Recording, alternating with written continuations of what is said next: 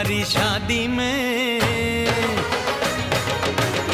हमारी शादी में अभी बाकी है हफ्ते 400 बरस लगे।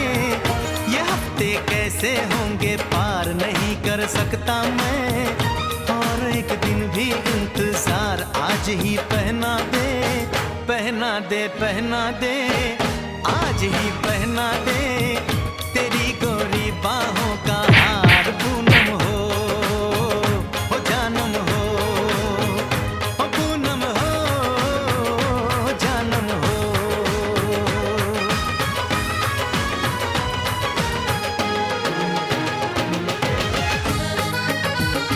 কি করে